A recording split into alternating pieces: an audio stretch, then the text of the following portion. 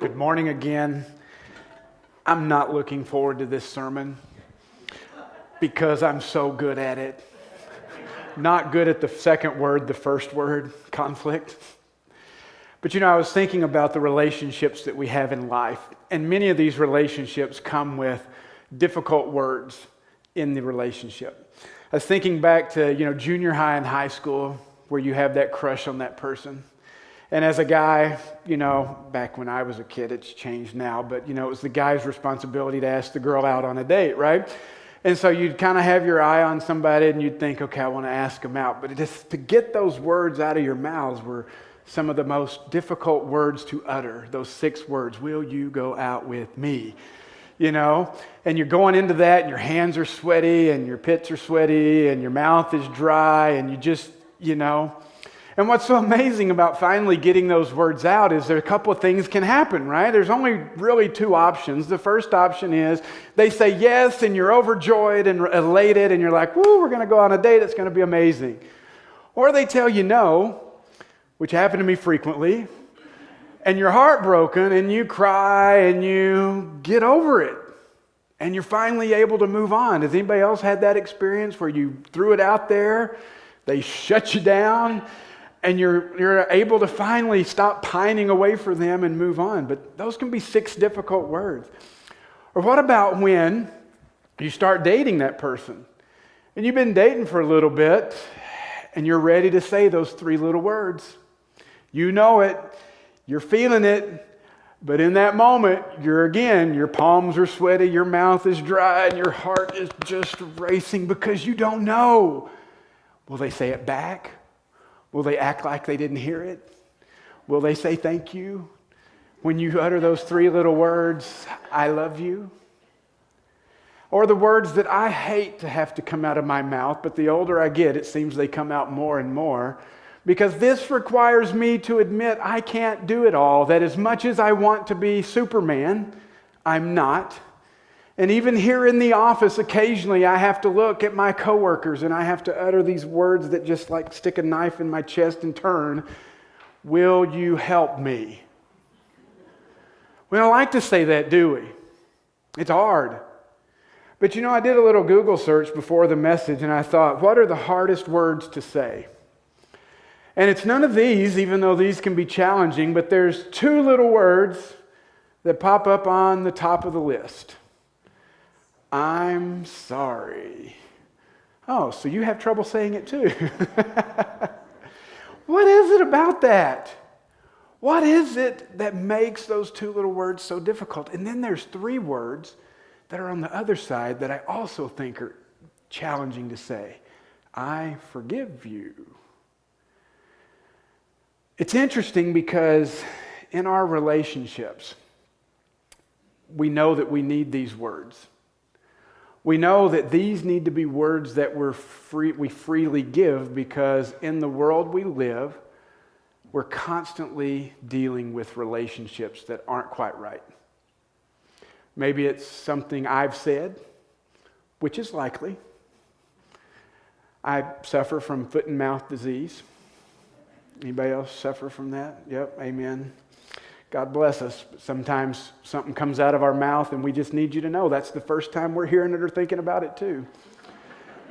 And without any malice or, malicious intent, things happen and you find yourself offended because I've said something. Or maybe it's vice versa because you say something or do something and I get offended and I'm bothered by it. That's what I want us to talk about today, is that. How do we deal with relational conflicts? What's funny is as I was studying for this sermon, something popped in my mind. There was a movie that came out in 1970, for those keeping record, that was before my time. It was called Love Story. Anybody see it? Now, on the American Film Institute's website of top 100 movie lines of all time, this movie has a line that's number 13. See, you're shaking your head. You already know what it is. So it's not as important or valuable as like, may the force be with you. Or frankly, my dear, and I won't finish that one. Those are kind of in the top 10. But in this movie, for those that didn't see it, and I have not seen it, I saw this scene, and it made me laugh. Because you've got this guy and he's had a fight with his girl, Jenny, and it's in this sappy moment and he's running around and the sappy music's in the background and he's opening doors and he's looking for her everywhere, and finally he gets to the place where he's just given up. And kind of hanging his head, he's walking home and he looks up and there she is sitting on the steps of the house. And he runs up to her and he says, and remember, put the sappy music in the background, you know, big tear-jerking moment, I'm sure. And he says, Jenny, I'm sorry. And with tears running down her face, she's shaking her head and she says, don't. Love means never having to say you're sorry. Okay, I can't be the only one that thinks this is the absolute dumbest thing I have ever heard in my life. Anybody else? Can I get a witness? Who wrote this garbage? Who wrote this garbage? I wish it was true, but my evidence and my experience in the Clark household says this is bunk. Carrie does not subscribe to this theory right here. In fact, she subscribes to the opposite. You better say you're sorry. You messed up. But we have stuff like this in our minds occasionally, and we all know this is goofy. But we think about that. And when relationships get tense and there's conflict between us, or maybe it's your spouse, or maybe it's that coworker or that neighbor or whatever, what do we do with that? You know, we're in this series, we're calling it Fences, Maintaining Healthy Relationships. And today what we're looking at is specifically, how do we mend fences? Because we know it's going to happen. It happens to me more frequently than I would like to admit. And when it does happen, when there's an issue between us, how do we deal with that? Is it just as easy as saying, I'm sorry or I forgive you? What do we do? How do we repair the damaged relationships in our lives? Well, as I said, it doesn't take a rocket scientist to know conflict happens. We are imperfect people. And my wife says amen to that. Brent, you're definitely imperfect. We're imperfect. None of us is perfect. None of us has the corner on being right all the time, 100%. And we live in this society, in this system that is broken. It's not perfect. It's not great. Many times we're barely hanging on. We're barely surviving. And it's going to happen. What do we do when I offend you? What do you do when I do or say something that bothers you? What am I supposed to do when you do or say something that offends me? What is our responsibility? As I was thinking about it this week, as I was going through thinking about conflict in the Bible, one of the things I love about the Bible is that it could have whitewashed a lot of this stuff. It could have just completely removed all the unpleasantness and just given us this picture of perfection. But it doesn't. It gives us a picture of reality. Because from the pages of Genesis chapter 4, we find two brothers who can't get along, who fight over an offering to God, and one kills the other. Conflict. I'm jumping ahead by leaps and bounds, but you go to Saul and David, King Saul and David, and you find these guys that get along, and he's glad to have him, and then he's not, and he's trying to kill him, and he's running after him, and through this relationship, it's all this conflict.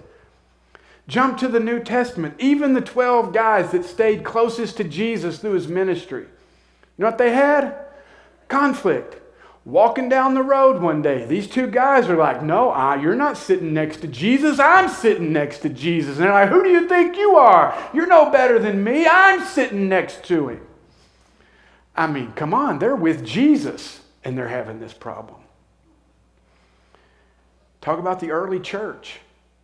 The early church couldn't figure out what people like us, Gentiles, should have to do to be followers of Jesus. Do we have to be circumcised? Do we have to follow the 10 Commandments? Do we have to become Jews in order to become Christ followers? And they have to have this big committee meeting. Not the answer. By the way, committee's never good. I think it's in the Bible somewhere. No, they have this Jerusalem conference and they get to the place where they say, here's how we're going to resolve this. Or the Apostle Paul. You know, I personally kind of think about Paul and I hold him up a little bit. I think we all do in some regard. We kind of think, oh, there's a super Christian. Think about the number of conflicts this guy had in his life. Peter at one point acting like the friend to the Gentiles when his friends aren't around, but when the Jewish friends come around, he's like, oh, I don't know those guys. You know what Paul says in Galatians? He said, I said to his face, you can't do that. It was conflict. And Paul stepped into it. Paul and Barnabas. Paul, who at first was a killer of Christians. And Barnabas is a guy, his name means encouragement. And he comes along and he finds Paul and he introduces him to the rest of the apostles who were unwilling to have anything to do with Paul. And Barnabas convinces them, no, he's good, he's on our side now. And Barnabas and Paul become friends and they go out on the first journey of as missionaries together. And then they get back and time passes and they're going to go out again on a second journey. And you know what happens? They have conflict. They disagree. Barnabas says, hey, I want to take John Mark with us. And Paul goes, oh, I remember John Mark. He went with us the last time, and that little loser, he left. He split halfway through the journey, so I'm not taking him. And Barnabas says, yes, we are. And those two come to a place, an impasse, where it's like, I guess we're going to agree to disagree. And Barnabas and Mark go their way, and Paul picks up a guy named Silas and goes his way. You see, when we look at the Bible, what we see is a steady stream of a reminder that this is just the way it is right now. And relationships take work, and we have to figure out how do we deal with our relationships when they get damaged. Fortunately for us, this is something Jesus spoke into. He does it in Matthew's gospel a couple of times. Beginning in Matthew chapter 5, in his famous Sermon on the Mount, listen to what Jesus says about conflict. He says, therefore, if you are offering your gift at the altar and there remember that your brother or sister has something against you, leave your gift there in front of the altar. First, go and be reconciled to them. Then come and offer your gift. This gives me a little bit of relief, I have to admit. And then it smacks me in the face, both at the same time. It gives me relief because it begins by saying, if you're at church on a Sunday and you remember, because Brent has no memory at all, so I don't know half the stuff that I do. It's a reminder to me that there may be times where I offend people and I'm unaware, and I really can't be held responsible if I don't know. Now, it doesn't let me off the hook mean I can be a jerk to anybody anytime I want to be and not just worry about it. No, I need to be paying attention. I need to be living like Jesus in my relationships. But I don't have to go to bed every night worrying, did I upset this person? Did I upset this person? No. When you're in this moment, when you're worshiping God, if something comes to your mind, we're called to deal with it. That's the first thing. The second thing, and probably most importantly about this passage, is I think what Jesus says here, not just if you remember. Oh, I want to tell you a story about if you remember. I will say as I'm getting older, that memory thing is helping me a little bit. In the past, if I offended somebody, I'd just move on and just ignore it or just hope it went away. I'm beginning to realize more and more when I am offensive and I'm having to resolve it. A few months ago, I was coming into church. I think it was on a Sunday morning. And I walked in the back door in the office wing, and Ryan was in his office, and he said something very benign to me, and I just wasn't in the mood. Anybody been like that before? Just not in the mood? And I snapped. He didn't deserve it. I didn't, smack him around or anything, but I was harsh, ungentle, unkind, and I just went on my merry way. About 10 or 15 minutes later, popped in my mind, dude, what have you done? Okay. I marched myself back down the hallway and I said to him, hey, I owe you an apology. I'm sorry. I snapped at you and I'd love to give you a reason why. There's no good reason.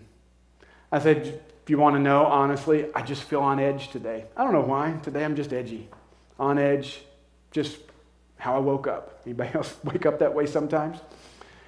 And I said, I'm just sorry. I really didn't mean to. I hope you can forgive me. And he said, I forgive you.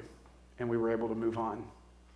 You see, the key here is when the Spirit of God brings things to our mind, of ways we've been offensive to people, we can't just go, that was bad spaghetti I had last night, it's not important. When those things come to mind, we have an obligation to do something about it. Can't just sit on it, ignore it. We have to lean into it. That's what Jesus is telling us. And it's so important that we deal with it that, did you see and catch what Jesus said? He says, if you're at the temple, if you're making a sacrifice, and that's where you remember you got a problem with somebody, leave your offering. Go and take care of it. What's fascinating is Jesus is telling this story in Galilee, and the only place to make sacrifices was Jerusalem. And this was a several-day journey away. Now think about what Jesus is calling these people to do. You have trekked possibly up to 9 days from Galilee to Jerusalem. You get there, you get your sacrifice, and you're ready to do what you believe is the most important thing you can do. Worship and offer sacrifice to God. And in this moment, Jesus says, nope. He's saying it's more important for you. Leave that offering there. Walk yourself 9 days back home. Take care of it. Walk yourself 9 days back. And then offer your sacrifice. You see, sometimes we think of our service to God and our worship of God as being the ultimate. And in this moment, Jesus is saying, you got it wrong. Bring that down a little bit, because there are things more important than sacrifice. Reconciliation. Now, why would Jesus say that? Why would Jesus tell us that reconciliation with one another is more important than offering that sacrifice, coming to church, singing a hymn, whatever? Because here's the key. Our relationships with one another have a direct impact on our relationship with God. Now, I don't like that. I wish it weren't true. Because I'd love to just waylay people and not worry about it and offend and be able to move on and just be like, well, that's your problem. You're just too thin-skinned.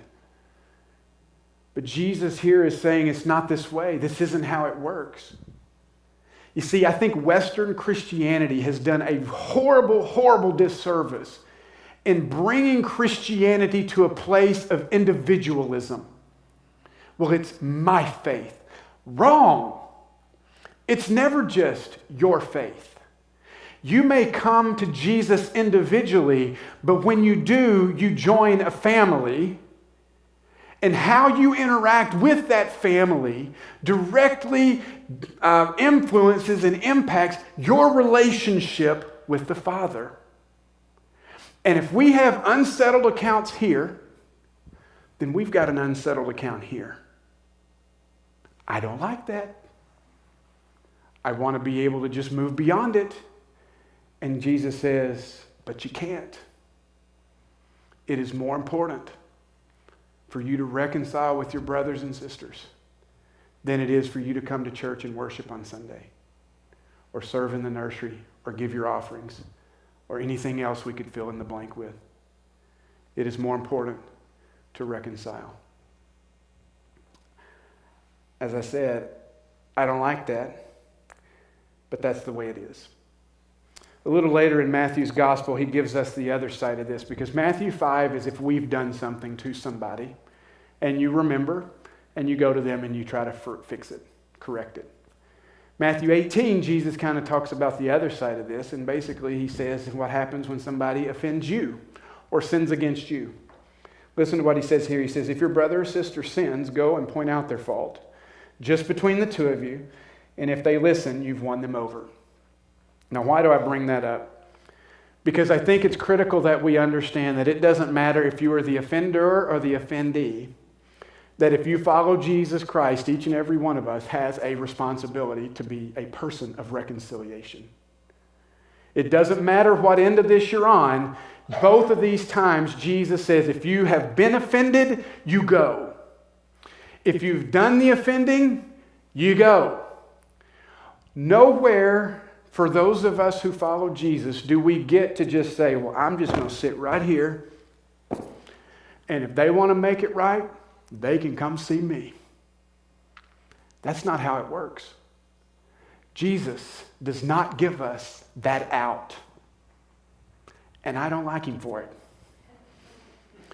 Because I would rather put the responsibility on somebody else. But when we look at God and we see that our God is a God of reconciliation who took the first steps to bring about reconciliation to humanity, is it any wonder he looks at you and me as people that are to be his presence in the world, to be the people that go and seek that same reconciliation with one another? It's not really surprising, is it? It's not. We are called to be people of peace. People of reconciliation. Whether we are the offender or the offendee, it doesn't matter. Now, I know that reconciliation is hard. Conflict resolution is not easy. In fact, if somebody's got it figured out, let me know, because it's something I continually struggle with. I believe it's because we're not wired for it. You think about how we react when things get tense between people. We usually have one of two responses, and it's our emotions. It's that adrenaline kicking in. It's that, wiring that we have from birth. We either have that fight or flight mode. Anybody know which one you are? Are you a fight or a flight person? I heard somebody call it a skunk or a turtle. I thought that was kind of interesting. They said, are you a skunk or a turtle? And I'm like, well, I know which one I am, but one book I read called it Violence or Silence. Even better. We are wired to really not be able to be good at this. The emotions start getting geared up when we have conflict, and the adrenaline pumps and our heart races. And anybody that says, oh, I love conflict, run away from them. They're a sociopath. Nobody should love conflict. But we're not wired to deal with it. It isn't easy, but we are called to be people of peace. So what do? I just want to give you a few things here. The first thing is this. If we're going to be people of reconciliation, we need to understand that reconciliation begins with, and it requires humility. It requires humility. We have to be willing to admit when we are wrong. We have to be willing to admit when we've offended. And I get it. It starts when we're children. This is not an easy one for us. We look at our children and we say, who did this? And they say, what? Not me. I mean, it's ingrained in the moment we hit 2 years old. Not me's have been a resident of my house for ages. But to go to somebody and to admit a mistake and to ask forgiveness begins with swallowing our pride. Because we're kind of putting ourselves in their hands, which is the second part of this, because it doesn't just require humility, it requires vulnerability. And when we go into someone humbly and we say, I have wronged you, would you forgive me? There's a level of vulnerability there. We put ourselves in a weaker position, and they are in the position of power. Will they forgive or won't they?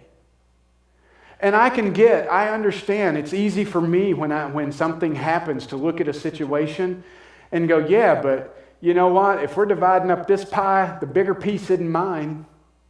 Anybody else do that sometimes? Try to figure out how much of the responsibility is mine and how much of it is yours. What I don't like about what Jesus said is it doesn't matter how big your slice of the pie is.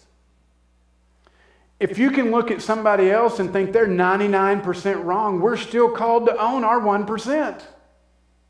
We're still called to step in and be humble and put some vulnerability there to lean into it and help see that it gets resolved. And it doesn't matter if we're completely at fault or just a little bit. We have to make ourselves vulnerable to admit those mistakes, be humble, and go. Not only do we need vulnerability and humility, we also need maturity.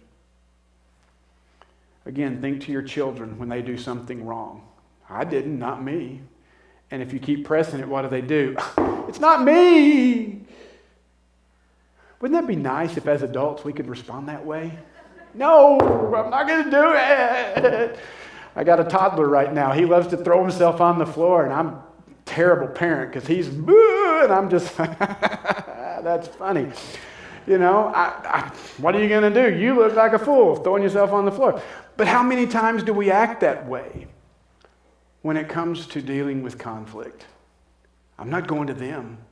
It's their problem. I'm not doing it. We can sometimes act like spoiled brats. But if we're going to be mature about it, what that begins with is taking the initiative to deal with it.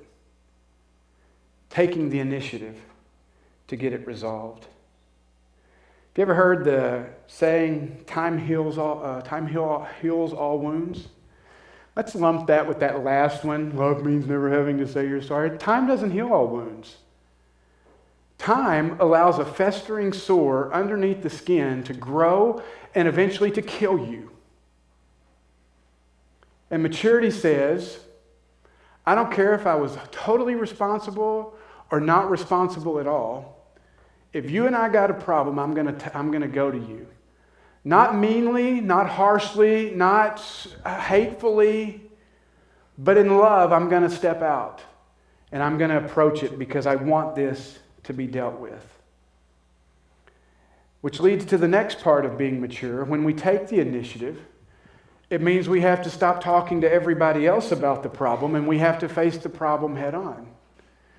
Christians are great because we have our prayer circles, right? I have a prayer need. I want to tell you what Tricia did, how she offended me. And what ends up happening? Oh, that Tricia, she's just so bad. Yeah, she's horrible. One of my expressions is nothing brings people together like a common enemy. Think about the truth of that statement and the sadness of that statement right there. How many times when we have conflict with somebody do we cloud it in a prayer need or something and we end up talking to everybody else about the problem instead of the person we're supposed to be going to? And on the flip side, how many times do we have a friend who comes to us and says, I need to tell you about what so-and-so did to me. And we just jump right in, don't we? Oh, you are kidding me. They did that? Oh, well, I would never talk to them again. They're wrong. They're bad. They're horrible. You know what a real good friend would do? A godly, Christ-like friend would do? I'm sorry they offended you. That sounds really bad. Have you gone to them and talked to them about it yet? Oh? Well, I love you, and I'm here for you, and I'm going to be praying for you in this relationship, but don't come back and talk to me until you go talk to them. That's the right response. How often do we do that, though? We like to get in our little circles and gossip about it. We like to just keep it over here instead of going and dealing with it to the person involved. The immature person goes around telling everybody else, but not the person they have an issue with. Maturity not only deals directly with the individual involved, but it's also about honesty, truth. Sometimes in dealing with conflict, we have to tell people things they don't want to hear. And maturity knows when to apologize and when not. Because just because there's an offense doesn't always mean we have to apologize. And I've realized some of you are like, what are you saying right now, Pastor? Are you giving me an out? Absolutely not. But as I was thinking about this week, I thought, there are times in my life where people come to me and they'll say, well, you've offended me. And I'll think back and I'll go, I really didn't. I didn't do anything. You may have had expectations of me that I had no clue you had. You may have thought you'd done something that you didn't. But in my wanting to get the situation dealt with, I could say, well, I'm sorry. I didn't mean to make you feel that way. What have I just done? Have I really apologized? No. I've appeased. I've appeased them. I've said those two words that they wanted to hear to appease them, but reconciliation doesn't occur when appeasement happens. And I think that's critical for us to understand. There are times when people are offended, and not in a harsh, ugly, rude kind of way, but we just need to be able to say, oh, I didn't realize that. But I can't apologize for something if I really didn't do anything wrong, even if I'm not trying to make the conflict worse. I just can't appease, and sometimes it means I need to lean into the situation. And instead of just saying, I'm sorry, I need to say, I need you to understand there was no malicious intent. I didn't do it to make you mad. I just had no idea. I can't be responsible for meeting everybody's expectations of me all the time. And this goes back to Amy's sermon last week. You see, the one thing I've discovered in many relationships, especially as a pastor, people are more than willing to place their expectations on you. And it's not just a pastor, is it? How many people do you know in your life where you're thinking, man, they love to load me up with expectations? But I can think back to a conflict not too long ago where somebody told me that they were offended at me and they would try to forgive me. And I thought to myself, I didn't even know. I had no idea. And I told Ryan this week, I said, it's kind of like this. It's kind of like me calling Ryan up on Friday and saying, where were you? And he's like, what are you talking about? Well, why didn't you come over for dinner last night? Well, I didn't know I was invited. Well, I'm still mad at you. Does that make any sense for him to go, I'm sorry? For what? You see, part of reconciliation has to be about truth and honesty. Loving one another enough to be able to have the hard conversation. Because I'm just going to tell you, if it comes down to me having to appease you with an apology, it's not going to set the relationship right. It's going to keep scraping at the wound. Because what else can we do? You see, I can come to you or you can come to me and say those things, but at some level I can say, I didn't know, it wasn't my intention. What else do you want? And in Romans chapter 12, verse 18, I think Paul gives us a little bit of insight into what we can do there. Because Paul says, as much as it's up to you, make peace with everyone. I mean, we need to try. We need to do everything we can. But there are going to be times in our lives where people aren't really interested in reconciliation. What they're really more interested in is manipulation. I mean, seriously, for somebody to look at you and say, I'm going to try to forgive you, that's just a manipulating statement. And we are called to be meek as Christians, but meek is not weak. And if we're truly brothers and sisters in Christ, shouldn't we really be able to sit down and have a good conversation? And for me to say this. So I will tell you, if you get an apology from me, I mean it. Because apologies show a heart change. Appeasement does not. When we are truly, genuinely sorry, and those words come out of our mouth, it means that we've recognized the deficiency within ourselves and we're willing to do something about it. And it means I'm not just willing to tell you what you think or what I think you want to hear in order for us to get false pseudo-peace and reconciliation that really isn't the same. So we want to be mature about it. As I said, sometimes it means knowing when to own your stuff and when other people are wanting you to own their stuff. Put those boundaries in place. Maturity also means knowing how to let it go. The frozen theology, let it go, let it go. When somebody comes or when we go, we have to be willing to release it. We can't keep holding on to it. We can't keep dealing with it 5 years from now. And this is a stickler in a marriage, isn't it? Have you ever been in a marriage before? And and you have a conflict and your spouse says, well, do you remember 27 years ago? You said this. No. When we seek forgiveness and when we offer forgiveness, it means we release it. And we don't get to keep bringing it up. Now, I will say, there are relationships in our lives that are unhealthy, that create conflict, that need to be dealt with, but I would say do not need to be reopened. I can think in my own life, a couple of pastors in my past that were not healthy relationships for me. I didn't realize it, my wife did, and she was more than willing to tell me, you need to stop that. So God put her in my life to keep me from blowing my leg off on a landmine. I made peace with those pastors, but I never trusted them again. And there is a difference. Just because I forgive doesn't mean I put myself out there to be able to be hurt again and again and again.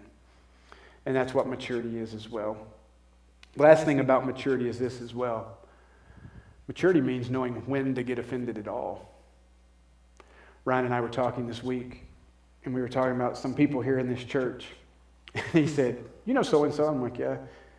You ever known them to be offended about anything? And I went, no. When we have a level of maturity, we know when to let things just roll off our back. And we know when to charge and fight. I'm hoping that's the lesson I'm learning as I get older. I'm not convinced, but I'm hoping. If we let everything get to us, that speaks more about us than the people that are getting to us. Not everything is an offendable offense. And sometimes we just need to let it go, period. And that doesn't mean you write an email to somebody and say, well, you offended me and just want you to know, I forgive you. That's the opposite of maturity. And lastly, I think this, reconciliation requires love. I mentioned that earlier. Here's what we have to understand. The goal of reconciliation is to be back together in the healthy relationships. And if we don't care about the other person, love will never be involved. But I will tell you that when there's something between us, I know it. I don't know about you, but I can't sleep at night. It bothers me. I worry about it because I don't like the fact that there's a barrier between us. And love is what will motivate me to lean into the discomfort and the conflict, swallow my pride, admit my part, and ask for forgiveness or forgive and let it go. I can think about in my 11 years here at Ashworth, I don't have enough fingers and toes to probably count the number of people that I've offended. I mean, let's just be real. I know my personality. I can be extremely offensive, and I can tell you it is never on purpose. Not one time have I ever thought, I'm going to show this person. But I know through the years I have.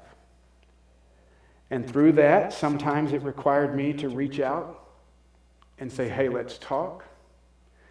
And other times, I've offended and not even known.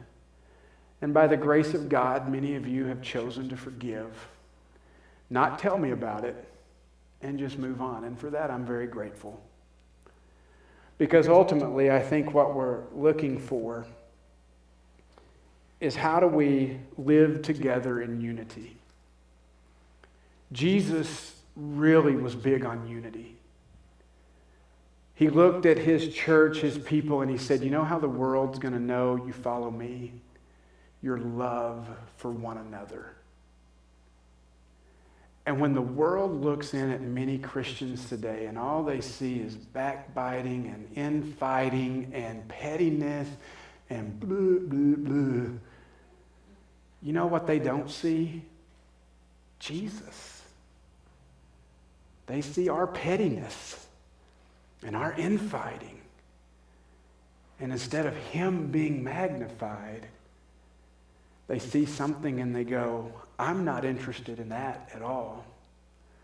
And what would happen if instead of seeing infighting and gossiping and backbiting and conflict unresolved and all this garbage, What if those that didn't know Jesus saw people who were mature enough and loving enough and humble enough and vulnerable enough to lean into the most uncomfortable conversations we can ever have and seek reconciliation?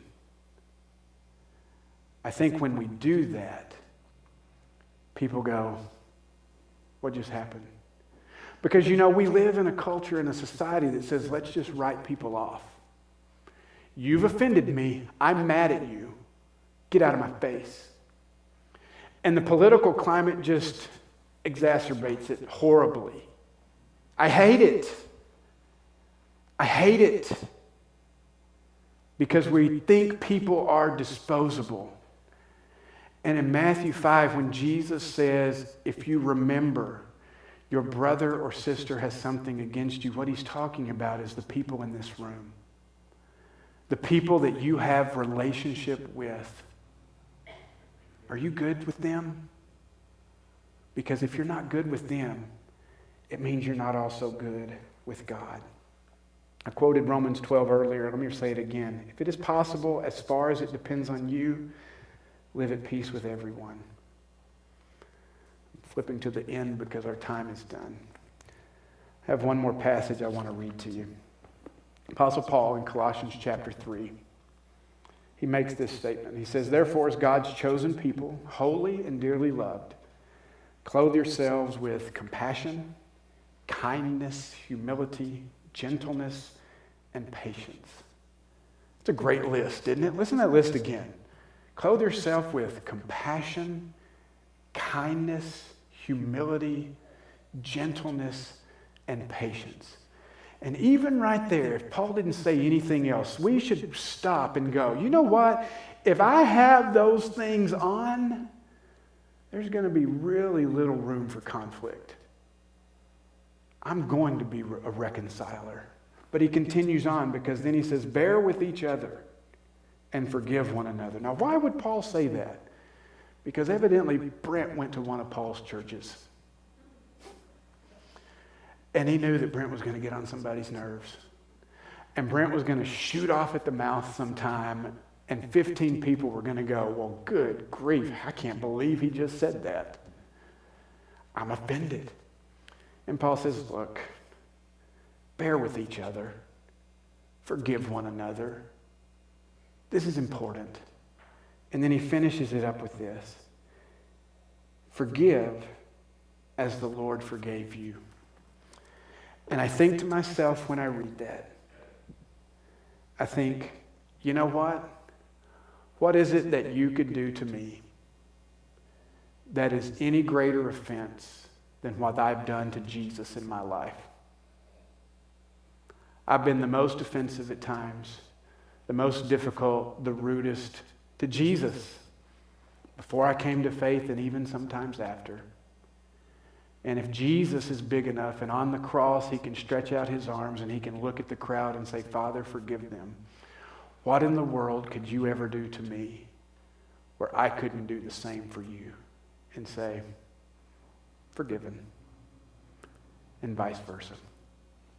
So as we close, I just want to ask you this morning, is there somebody that came to mind that you're thinking of right now?